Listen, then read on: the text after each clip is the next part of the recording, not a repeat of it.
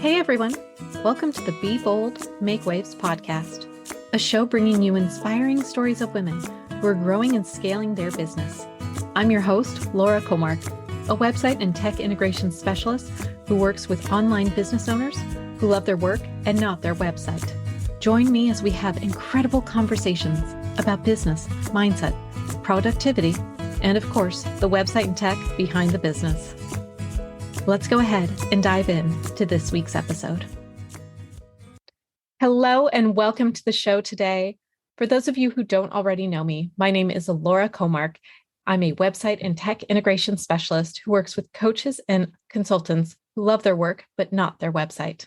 I am so excited for my guest today, Kiah Twisselman Burchett, who's known as Coach Kiah. Kiah is a cattle rancher turned motivational speaker and life coach on a mission to empower others to love themselves deeper, care for themselves better, and find joy in this messy, beautiful journey of life. After battling with her own weight and body image from a young age, she embarked on her own personal health journey, losing over 100 pounds, but more importantly, the mental weight she had been carrying with her for years. Her story has been shared in People magazine, Good Morning America, The Kelly Clarkson Show, Women's Health, and more as she uses her story to empower others to be the main characters of their own. Kiah, thank you so much for being here today. Can you tell our listeners just a little more about who you are and what you do in this wonderful world? Yes. Well, first of all, Laura, thank you so much for having me. It is such an honor to be on the show. I think that the bio covered a lot of it, but maybe some of the things that it didn't include is that I really feel like I am a professional hype woman in all sorts of ways. I am the kind of person that when I get on stage, I will incite a dance party. And if you aren't dancing with me, I might make you a little bit uncomfortable, but by the end of it, I promise we'll be best friends. I have the incredible honor and privilege of working with women from all across the country through my coaching work and helping them rebuild their relationship with themselves and go after their big, bold dreams. When I'm not on stage and when I'm not coaching, you might find me karaokeing. I just love a good microphone, I guess, in all sorts of the ways. I also have a podcast of my own. So there you go. Another microphone. And I love a good kitchen dance party. So that's a little bit more about me. I love that. I love all the dance party videos you post on Instagram. It is one of my favorite things to do every day is check out your Instagram and just watch you having a dance party because I find it very inspiring and it brings me so much joy. So thank you for that. Of course. I hope that you dance along with me. I think about it, but I don't always. You know what? I'll accept. That's good. So I would love to go back a little bit and talk about your business journey in the online space. Can you tell us a little bit about how you got into coaching? Yeah. I mean, I think the short version is completely by accident. That's how I got into coaching in this space. It all happened very organically and unintentionally. Obviously, I have a little bit more intentionality behind it now, but my educational background is in human development and education, which ironically serves me really well in what I do at this point in my life. But after college, I was convinced it was going to be one of those degrees that I never would actually apply because my young professional career really started in the agricultural communications space. So as you mentioned in my bio, I grew up on a cattle ranch. My nieces are now the 7th generation on our family's cattle ranch. And so agriculture is really just deeply a part of who I am at my core. And I'm so passionate about agriculture.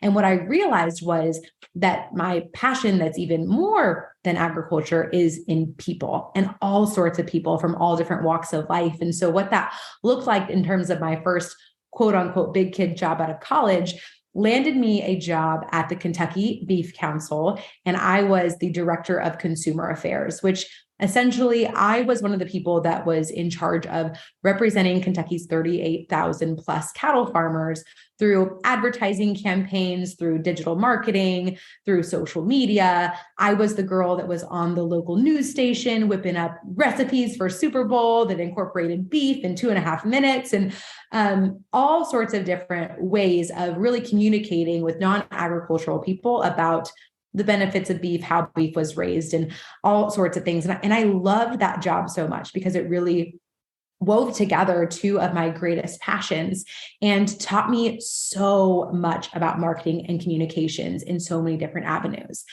At that role, though, I'm from California originally. And so Kentucky was very far from home. And I realized in that position that I was really homesick. And while I really enjoyed my job and I learned so much at it, I realized that I was really craving more freedom and flexibility in my life and in my career. And I knew deep down in my bones that a way for me to do that was by eventually creating my own business. And so what that looked like for me at the beginning was taking some of those skills that I was learning in that field in marketing and communications, matched with some of my own just innate talents, which is creativity. I love to create in all sorts of different ways.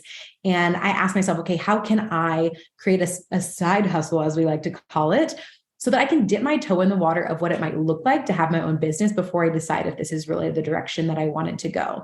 And so my boyfriend, my now husband, but we were just dating at the time, he taught me in the evenings after our 9 to 5s how to use online design software like Adobe Illustrator and Photoshop. And I realized that I had a lot of creative talents for art and creating logos and graphics. And I kind of stumbled upon this realization that I also had the skill set of doing watercolor illustration, which was very unexpected. Someone requested a logo that was watercolor, and I'm a bit of a yes girl. So I said, sure, we'll try it. Why not? And wouldn't you know, it ended up being something that I really loved and that my clients really gravitated towards. So watercolor illustration kind of became my niche in that business.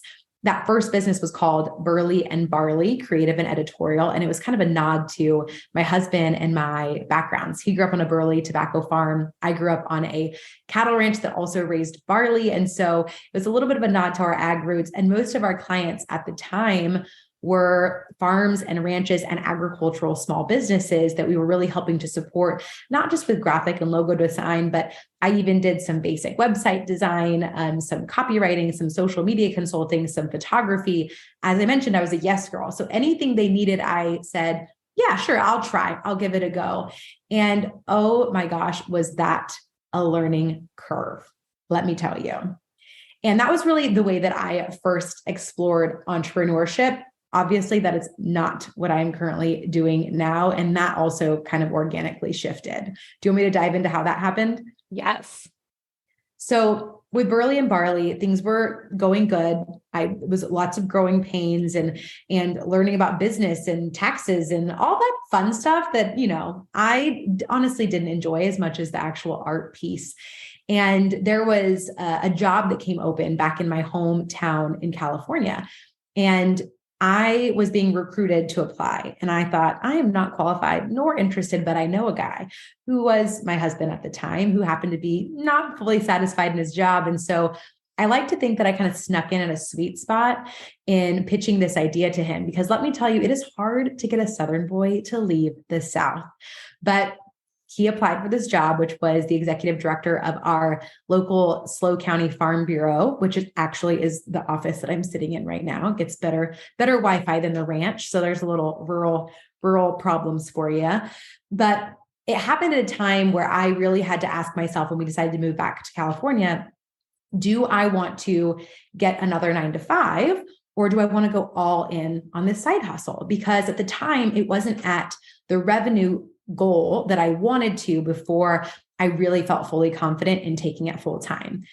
But when I sat and asked myself, it was, okay, do I prolong building a business to be something that could be full time by continuing to do it in the evening hours? Or do I bet on myself and just go all in and trust that it will work out? And I will say that I was privileged in the fact that my husband gave me the financial freedom to be able to say, you know what, babe, I've got the rent for a while. As you figure this out, why don't you go ahead and give it a try? And I'm so grateful for that. I know maybe not everybody, as they're starting a small business, has that freedom and flexibility, but I'm so grateful that I did. And in that first year, I was really able to build that business to an incredible place that I was really proud of, far surpassing my annual salary at my previous job. But what I discovered in that journey was that working and doing art as my business made me kind of resent art a little bit. And I found that it was really hard to create for someone else. I had my own eye for art and what I thought looked good. But when you're doing logo design and illustration for somebody else, what you think looks great does not matter. It's about what they want. And I found that to be frustrating. At the same time, it was so cool to be able to support so many of these small businesses and really be able to bring their visions to life. And I was just kind of still navigating those waters. Now, simultaneously, as all of this was happening, even before I left the job at the Kentucky Beef Council, I had started a health journey of my own. And I had no intention of this ever turning into anything that would really kickstart a business, which it has, and what I'm currently doing today. It happened by accident a little bit. I'm someone who, as you mentioned in my bio, have struggled with weight and body image for years and years and years. And it wasn't because I didn't try. I tried all the things, all the fad diets, all the programs, and each one of them just left me feeling more hopeless than the last. But while I was in Kentucky, I got on a plane to go to a work trip in Arizona. And as I got on that flight, I squeezed my butt into the seat. And it was the first time that I ever had to ask for a seatbelt extender. And I remember in that moment being so flooded with shame and embarrassment about that. And I happened to buy a book that day from the airport bookstore. It was Rachel Hollis's Girl, Wash Your Face. And the only thing I could do to distract myself from bursting into tears in front of a fully packed plane was just to shove my face into that book.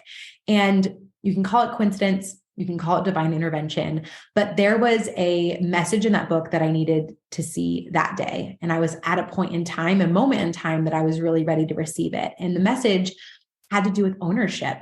It was this wake-up call that I had really been playing a victim in my life in a big way. I had been playing a victim to my genetics, saying, well, I was born this way. There's no way I can get healthier because it's just the hand I was dealt.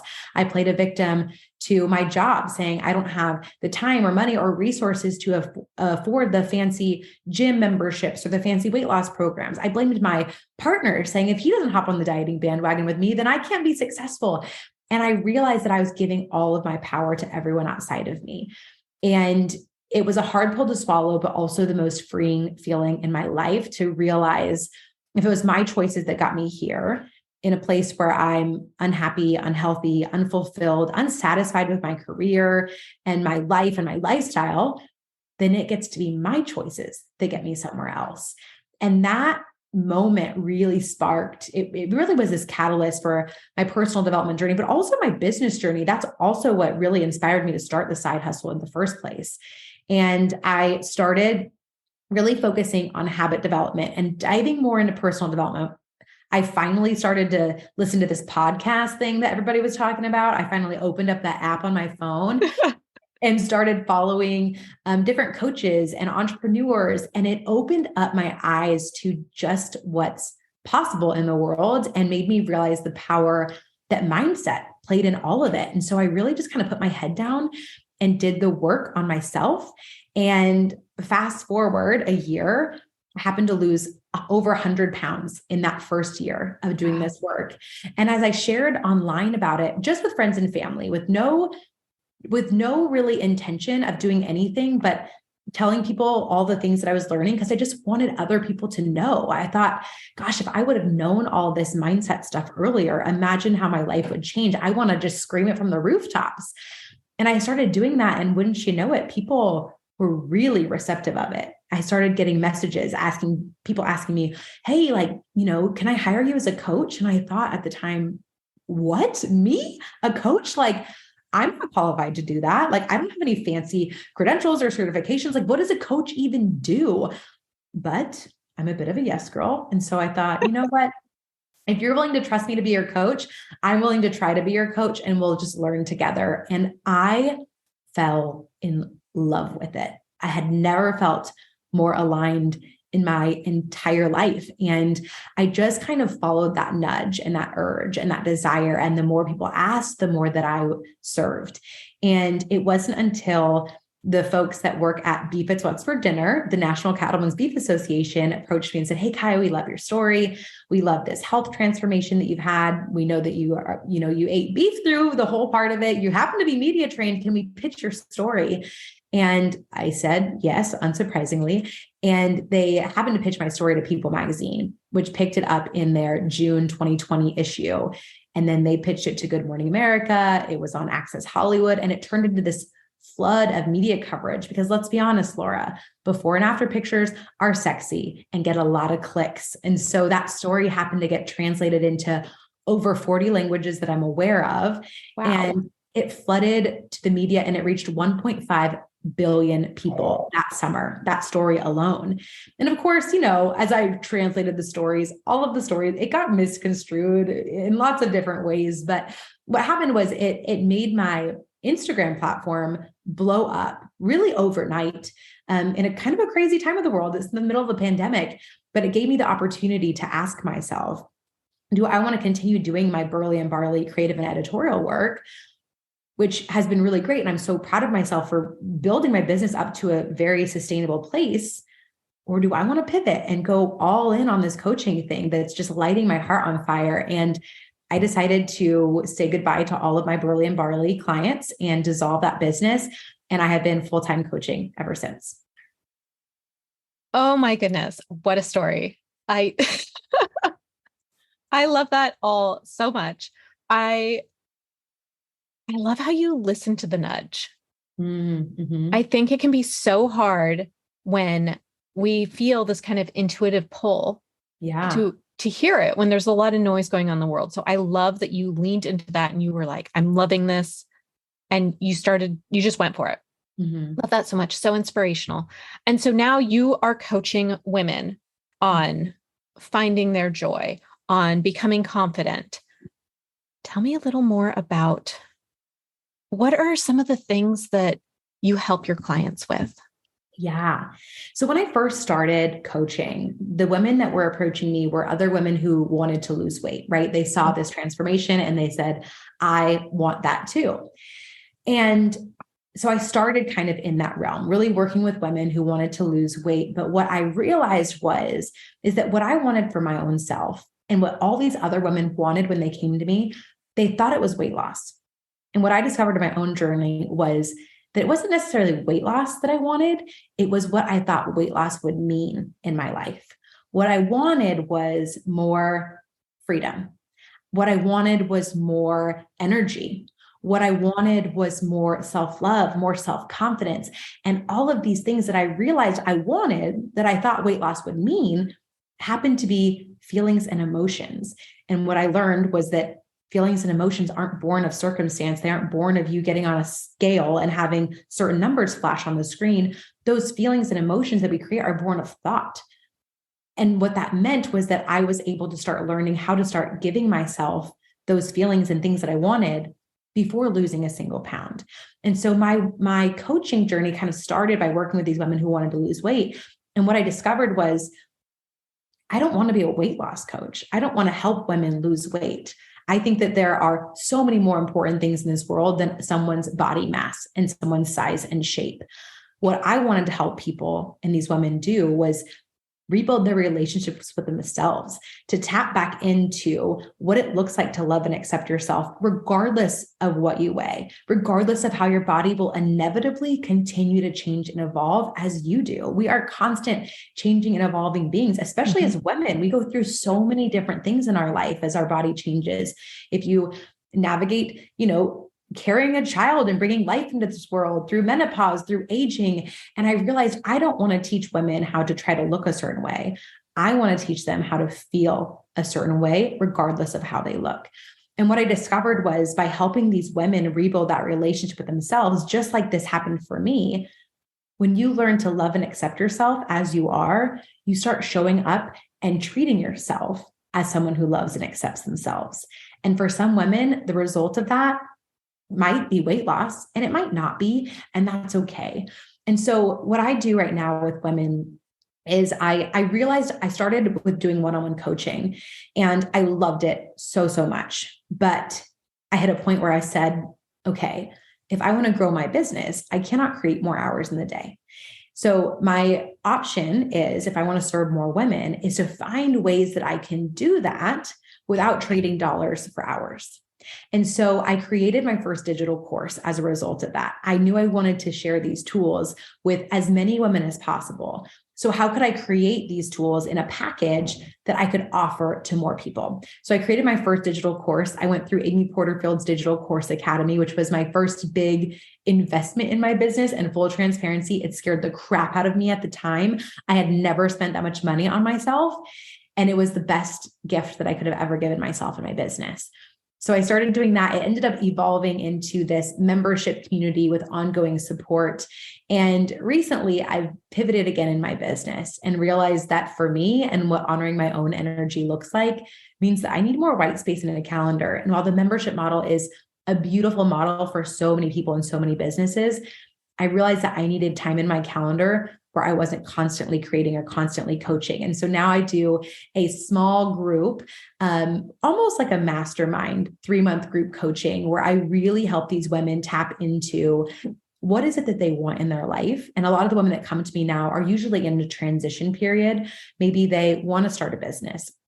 Maybe they are empty nesting and they're trying to figure out who they are if they're not a mom. Maybe they are going through a divorce and wanting to find out who they are separate from being in that relationship. And what I really want to help women do is rediscover the power within them, to tap back into their self-worth and really care for themselves in the way that they deserve while pursuing the things that are on their heart. And that's going to look different for every single person. Oh my gosh, I love that. And I think it's such important work that you're doing, because it is like the self-love, and it's hard. That's not something that's really talked about a whole lot, to be honest. Self-care is talked a lot, but not self-love. So I love that you are going out and kind of standing on the podium and saying, this is what is important and what we need to be focusing on, because it can change everything. Oh, it's so true. And I think we just live in a society where we're so focused on, or I think a lot of us fall prey to this, what I call the lie of once. And we all have our own flavor or iteration of what this lie of once sounds like. So for me, for most of my young life, the lie of once I was hearing was, I'll finally be happy and love myself once I lose the weight. That was my story. I was waiting to feel worthy of the things that I wanted until I looked a certain way. And this can have lots of different iterations. And I noticed this lie sneak back into my life when I'm not managing my mind and where my headspace is at. And maybe it sounds like, I'll finally feel successful once I reach a certain revenue point in my business. I'll finally feel content once I buy the house, once I live in that place, once I find the relationship, once whatever that thing is. And I call this the lie of once. There's actually a term for it in psychology called the arrival fallacy. And it's a fallacy because we have all this belief that all of these things that we want are on the other side of an achievement. And really, those achievements are just moments in time. When the truth is that those things that we want, happiness, love, success, fulfillment, like I mentioned earlier, don't come from our circumstances. They come from our thinking, from our thoughts, from our beliefs that we have about us. And so instead of reserving or delaying the gratification that we are seeking for once we achieve something, how can we create those emotions and feelings right now in our lives? My tagline for my coaching business is finding joy in the journey.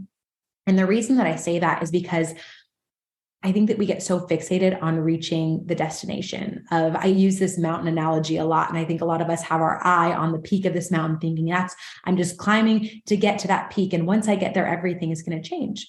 But reaching the top of a mountain is one moment in a much longer journey. And that journey is where life happens. So how can we create space for us to actually enjoy that journey? Because if we don't, we're missing out on our lives and really being able to feel those things that we want as we take baby steps along the way. And the other thing is, once you reach the top of that mountain, you're going to look up and realize, dang it, this is a series of mountain ranges. There's a lot more mountains that I have yet to climb. I love that analogy so much. I would like to know, when you find yourself getting into that once thought, is there anything that you do or that you can tell our audience, to maybe tools they can use to help recognize it and then get themselves out of that? Yes. Oh my gosh. Yes.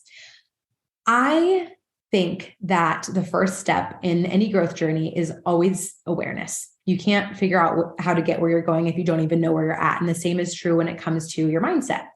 And I don't think a lot of us are taught how to be more mindful or even be aware of the thoughts that are happening in our brain. Humans have between 60 to 70,000 thoughts a day. Odds are some of those are going to be crappy thoughts that don't really serve us. And about 80% of those thoughts are habitual. They're ones that we brought with us to this day from yesterday, from the day before, from the day before that. And there is this author that I love, John Acuff, and he has a book called Soundtracks that I highly, highly recommend. And he talks about a lot of these soundtracks are just these repetitive thoughts that we've had for a long time. And sometimes there are thoughts that aren't true, thoughts that tell us how we're unworthy, how we're failures, how, whatever that sound is for you. And I think that sometimes we think, okay, I just want to get rid of and remove these thoughts. Friend, I'm so sorry, but that's not an option because congratulations, you're a human being. And that means that you can't avoid negative thoughts ever, right? They're still going to be there. And so I think that the answer isn't to try to remove them, but learning how to turn the dial down on those soundtracks and turn up the dial on the soundtracks that do serve us. So how the heck do we even do that? Well, tapping back to awareness, we first have to even get aware of what are the soundtracks, what are the repetitive thoughts that I even have going on in my brain. I have found in my own life and in the lives of the women that I work with that an incredible tool to do this is through journaling. And I can already hear some people listening to this being like, journaling, great. One more thing to add to my to-do list.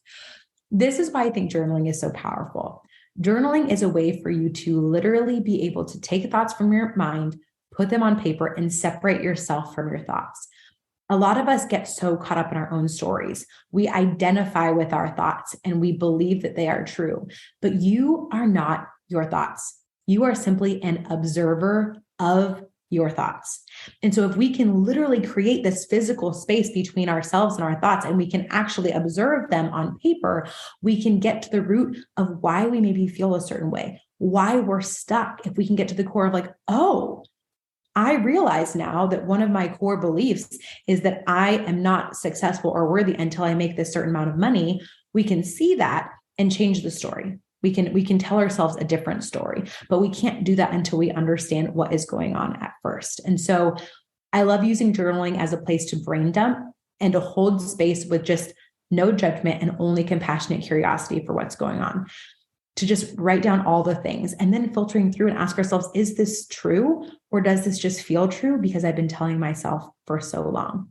I also find that journaling is really, really helpful when it comes to rewiring and reprogramming our brain. I think a lot of us believe that it's too late, we're too old, but there is science and research to show that we can create new synapses in our brain, which is great news because that means we can really start using this mindfulness work to really change the way that we think and to change these patterns.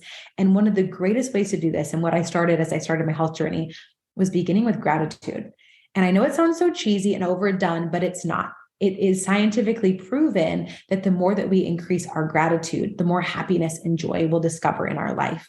There is this quote that I'm going to see if I can find it. I just wrote it down yesterday. It is from a guy named Greg McKeown. And he said, if you focus on what you lack, you lose what you have. But if you focus on what you have, you gain what you lack. And just starting your day with something as simple as 3 things you're grateful for will automatically put you in a mindset of more abundance instead of starting the day like I think a lot of us do and get caught in the spiral of, which is, oh my gosh, I have so much to do today. I'm so behind on this. My to-do list is so long. If you start the day from that place, your brain is going to try to prove that belief true. It's called confirmation bias. Our brains are literally hardwired to seek evidence to prove your thoughts and beliefs true. So if you begin your day believing it's going to be a shitty day, sorry, I don't know if I wanted to say that word on here. Fine. You're fine. Your brain is going to be like, all right, today's going to be a crappy day. Let's find all the evidence that we see to prove that true. But if you begin your day intentionally with gratitude, thinking, oh my gosh, I am so blessed beyond measure, guess what? Your brain is going to go to work for you the rest of that day, finding evidence to prove that thought and belief true. I love that so much. And that it's, I think, such a good reminder because I know that I have tried in the past to like do the morning gratitude journaling, and I have not always been the best about staying on track with that. So I think that's such a good reminder. And I love that. And I love all the science behind it as well. Thank you for all that.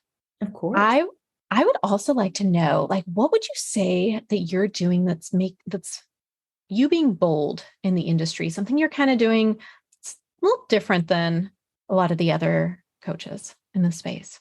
Ooh, this is a great question.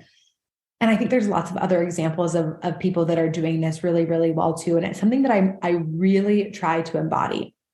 And that is allowing my humanness and imperfection to show and shine through everything that I do.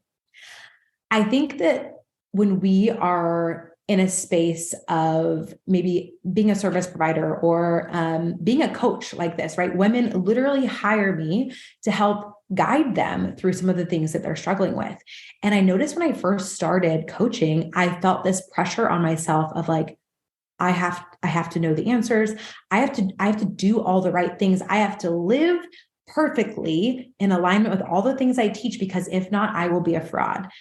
And what I discovered in this work is that the more I allow my humanness to show, the more that I allow myself to be vulnerable and messy, the more I can actually connect with my clients. I had this idea that people would want to work with someone who is perfect, who is a perfect example of how to do all the right things. And that could not be farther from the truth. People want to work with someone they can connect with.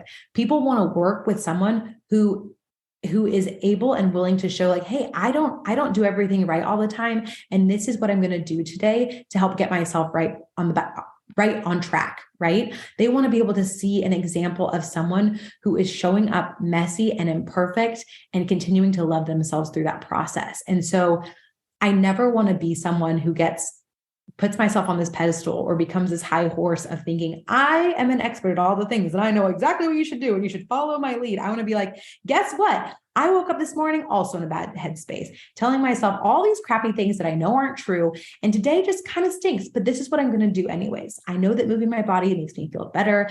I know that having a dance party makes me feel better. And tomorrow's going to be a better day. And if I can be more human, more real, more flawed and vulnerable, that is what actually creates true connection. I love that so much. And I feel like that is something that I've had a conversation with many of my friends and colleagues in the online space. A lot of times when they're talking about like creating a training and for a summit or something, and they talk about removing the ums. And I've told what my belief on that is, don't remove the ums. Don't remove the mistakes. I mean, granted, my child comes in and like it completely interrupts me. I'm going to cut that out. It's not relevant. But just the little ums or imperfections that come through, that makes you human. And that makes it so the audience can connect with you. So instead of, again, trying to record the perfect, quote unquote, replay, workshop, the perfect recording, just be yourself. And so I love that so much. And I think that's one of the reasons that we connect so well, for sure, because I know I look up to you and see you as an inspiration for just being you, for sure. Thank you. I think it's, I just said, I think it's funny that just happened, but perfect timing. I didn't even notice it. But, shoot, I totally just had a brain fart. I had something really profound to say, Laura. Just know that. Just know I had something very profound to say. What was I going to say? I can't remember. Oh, I remember. One of the things that I really pride myself on, and I think a signal to me of, okay, this means I must be living in alignment with what I want to do, which is really embodying and embracing my humanness with love and compassion imperfectly. When I meet someone out in the wild for the first time and they say, you're just like you seem online, that is such a compliment to me because, and granted, I'm a human. And so of course I don't show all of my messy human stuff. Of course, I have things that are still private to me in my own life. And when I do share, I want it to be from a place of healing, like vulnerability, but I don't want I want to allow myself the space to like process through things before I share about them, if that makes sense. But if someone comes up to me and says, you're just like you are online, I feel like we're best friends and you're the same person. Yes, that's what I want. I want someone to be able to feel like I am being authentic to myself. And I will say, as an Enneagram 3, I've gotten really into personality and like typing systems lately. I recognize that one of my gifts as an Enneagram 3, for those that aren't familiar with the Enneagram, the 3 is an achiever. We're really motivated by success and other people seeing us as successful. And one of my gifts is I'm able to walk into a room, read the people, and know who to be in that space to connect with them and be the most successful. However, our strengths are also sometimes our weaknesses. And so one of my weaknesses as a 3 is I'm so good about being who I think other people want me to be that it's easy to lose who I am separate from other people's perceptions of me. And so my authenticity journey, and I'm not saying that I'm trying to be manipulative or not my authentic self, but I really just want to make sure that I'm always being who I am in whatever space that is, whether I'm sharing on Instagram or whether I meet you at a coffee shop or if I'm speaking to you on stage. Oh my gosh, Kiah, I love that so much. And thank you for explaining more about the Enneagram as well to our audience. I think that is so amazing and something to really, that's a huge compliment. Because I know there's some times where people have made comments to me about something and they're like, oh, you make it look so easy. I'm like, I don't want to make it look easy always. Like it's not easy. It's entrepreneurship is hard. There's a lot of things like levers pull. I try to be so transparent with people. And I am always tell everyone, like, I'm an open book, ask me whatever you want to know, because I'm more than happy to share my journey. And that was one of the reasons I wanted to create this podcast, is to really kind of pull back the curtain.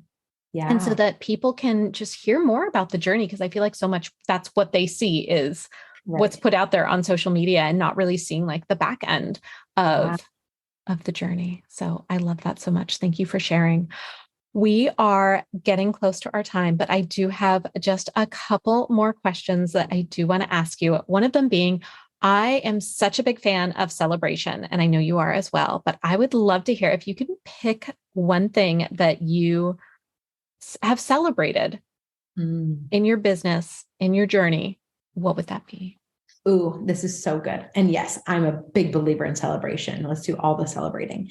One thing that I'm celebrating right now in this season is actually giving myself more space to be introspective, to say no to things, to stop doing things, and give myself permission to change directions and pivot, which has been very, very scary. And one thing that I've experienced so far in entrepreneurship, and I think maybe you'll relate, Laura, is I don't think I anticipated how much self-discovery and self-work and like old wounds would come up through entrepreneurship as you navigate the messy parts of it. And I feel like I'm really in this season of tapping back into myself, into my own energy, into what's next for me, and giving myself permission to kind of rebuild, scratch some things. I went through a really hard season of burnout this last year. And so I'm giving myself space to kind of rework my business. And while that feels very scary, I'm so proud of myself for doing that. I love that. And it is okay for us to pivot and make changes. I mean, that's all part of the growth. And that's something I always say, like, even like with websites, I build websites for online entrepreneurs, and it's not, we build it and it's done. It's going to have different iterations because our businesses grow and they change and our offers change, and that's okay. Right. Yeah. I think it's like reminding myself too, that I chose to be an entrepreneur for this reason, for the flexibility, for, the freedom to be able to follow my joy. And sometimes I think I can forget that. I can start operating a little bit like I'm back in a 9-to-5. And I'm like, wait, Kiah, take a step back. You're the boss and we get to decide what's next. Oh, I love that.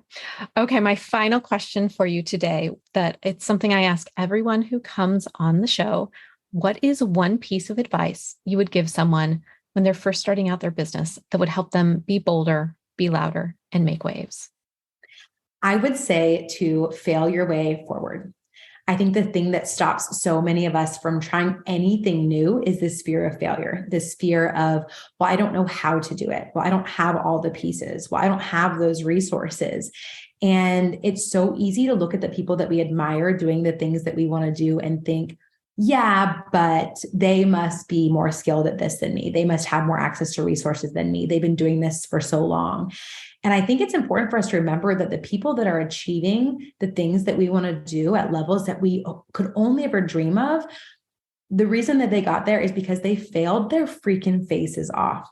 And through every single failure, you learn so, so much. And so I know we've heard it before, but I just want to reiterate it here is that you've got to start, but you have to be willing to start very, very messy. You cannot get really good at something unless you're willing to be really bad at it first. And that can feel scary and vulnerable because we don't want to seem incompetent. We don't want other people to look at us and think, who does she think she is? But so much of it is our own ego getting in our own way. And so if you have not failed recently at something, this is your sign to go out there and start failing some more, because I truly, truly believe that that's how we create big, bold, beautiful things. I love that so much. And I think that is such amazing advice for all of us to really follow. So thank you for that. Tell the audience, where can they find you? Where do you hang out? How can everyone get a little more Kiah in their life? Yes. Oh, I'd love to hang out. I love me some people. So I'd love to connect on social media. My favorite place to hang out is on Instagram. I am Coach_Kiah, Kiah. I'm also on Facebook. I'm kind of on TikTok, but Instagram is really my spot. Also LinkedIn, but again, Instagram, that's where I'm at. I also have a podcast of my own. So assuming that you're listening to this, you must be a podcast fan. My podcast is called Climbing with Coach Kiah. And that is the best place to find me. You can visit coachkiah.com at my website. You can sign up for my newsletter. I send out a weekly newsletter every Wednesday with a little sunshine and a little joy. So you can find me over there. Wonderful. I will link all of that up in the show notes. Kiah, thank you so much for being on the show today. This was so much fun. Thank you so much for having me, Laura. I appreciate you. Thanks so much for listening to this week's episode. Be sure to check out the show notes at lauracomark.com/podcast. And if you're ready to grow and scale your business and your current website is outdated and doesn't reflect the magic you bring and the results you get for your clients, go to lauracomark.com to find out how I can help bring your vision to life. That's LauraKamark.com. Thanks so much for listening. We'll see you next week. Bye now.